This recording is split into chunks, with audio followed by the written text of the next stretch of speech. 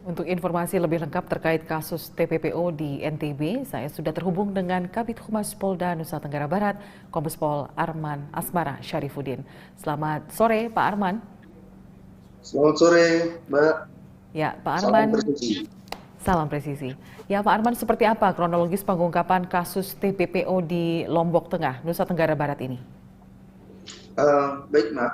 Polda Nusa Tenggara Barat ya, di tanggal 12 Juni di jam 13.30 waktu Indonesia Barat kemarin telah melaksanakan rilis dengan kasus keempat pengungkapan TPPO di mana korban berjumlah 4 orang dan pada saat penegakan hukum dilakukan di TKP terdapat 9 korban lainnya yang sementara direkrut dan dijanjikan akan diberangkatkan oleh tersangka ke luar negeri sebagai pekerja migran Indonesia non prosedural atau ilegal.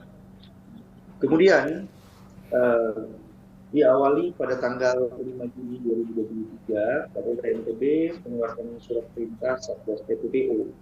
Polda NTB yang bertugas melakukan pencegahan serta penanganan perkara TPPO dan perlindungan PMI di wilayah hukum Polda Nusa Tenggara Barat. Kemudian dilaksanakan kegiatan di mana pada tanggal 8 Juni di hari Rabu Satgas TPPO Polres Lombok Barat telah berhasil mengungkap perkara TPPO korban seorang perempuan dewasa yang dikirim dan dipekerjakan di negara Malaysia secara non prosedural sehingga mengalami eksploitasi terhadap perkara tersebut telah ditetapkan satu tersangka.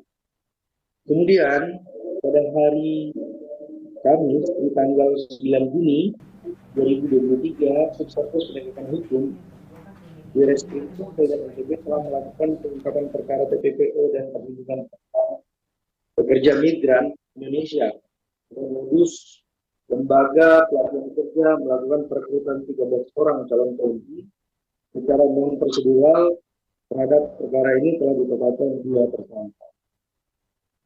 Di hari Sabtu tanggal 11 Juni 2023 Satgas TPPO Polres Loteng telah melakukan pengungkapan perkara TPPO dengan korban seorang anak yang dipekerjakan dan mengalami eksploitasi di negara Arab Saudi. Terhadap perkara ini telah ditetapkan 1 orang tersangka.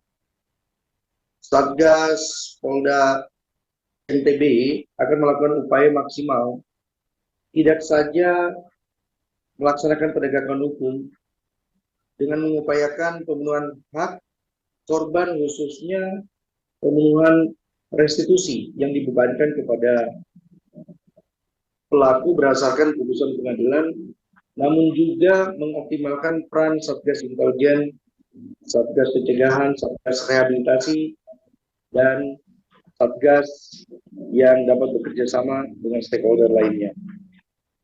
Kemudian di dalam kasus ini, Mbak, kita terdapat 4 orang ya, yang diduga sebagai korban dengan tersangka 2, di mana kronologisnya sekitar bulan November 2022 sampai dengan bulan Maret 2023 bertempat di LPK, Lembaga Pelatihan Kerja, Lombok Jaya Internasional. Tersangka S telah melakukan perekrutan terhadap 4 korban, pelapor dan 3 orang saksi sebagai calon pekerja migran Indonesia ke Arab Saudi sebagai cleaning service, di mana korban dibebankan pembayaran masing-masing 20 juta sampai dengan 14 juta per orang, atau total keseluruhan kerugian yang dialami korban itu 84 juta. Kemudian diberikan untuk pembuatan paspor medical, tiket transportasi sampai ke negara tujuan dengan administrasi lainnya. 24 juta yang merupakan kerugian yang dialami korban itu apakah total kerugian seluruh korban atau setiap korban? Masing-masing ya, kalau masing-masing itu 20 juta ya. Masing-masing 20 juta. Sampai dengan 20 juta. Gitu. Ya. Jadi kalau di total 4 orang hampir sekitar 84 juta. Ya. Dia harus membayar pada agen tersebut. Apakah para korban TPPO ini semuanya adalah perempuan? Ada yang laki ya. Baik. Nah, di informasi yang kami terima juga bahwa para korban ini sebelum diberangkatkan sesuai janji diberangkatkan ke Timur Tengah, mereka berangkat ke Jakarta. Namun ditelantarkan. Alasannya kenapa? Jadi ini merupakan sebuah janji ya. Jadi modus operandinya adalah memberikan janji dengan gaji yang besar, kemudian sementara waktu diinapkan dulu di Jakarta sambil menunggu pemberangkatan ke negara tujuan, salah satunya Arab Saudi.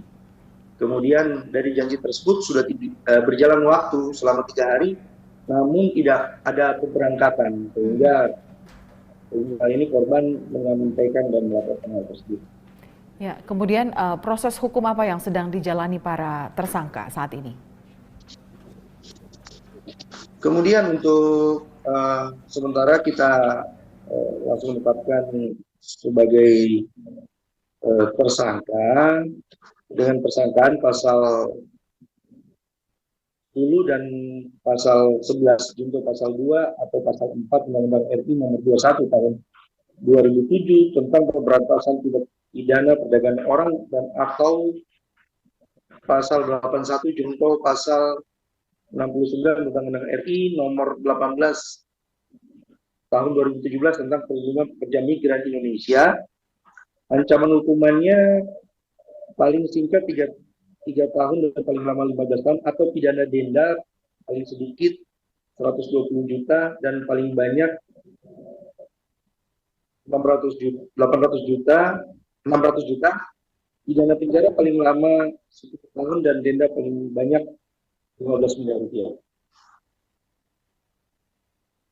Korban dari kasus TPPO di beberapa daerah lainnya tentu para korban mengalami trauma mendalam akibat penyekapan di rumah penampungan dan juga ketidakjelasan pemberangkatan.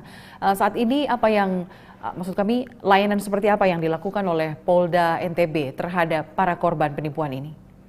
Layanan yang pertama kita melaksanakan kegiatan trauma healing kepada pihak korban sehingga pihak korban bisa kembali seperti sedia kala, juga tidak mengalami traumatik. Kemudian pihak korban kita menjelaskan mengenai hak-hak pihak korban, seperti yang kami sampaikan ada restitusi di situ. Kemudian kita menyampaikan dan menghimbau kepada keluarga pihak korban untuk tidak mudah mempercayai agen atau calo yang dimana tidak mempunyai dasar ataupun yang ilegal sifatnya, sehingga harapannya bila ada agen ataupun calo yang ilegal bisa dilaporkan kepada aparat penegak hukum. Baik, terima kasih Kabid Humas Polda Nusa Tenggara Barat Kombes Pol Arman Asmara Syarifuddin sudah bergabung bersama kami di Presisi Petang. Terima kasih, Terima kasih, Mbak. salam presisi. Salam presisi.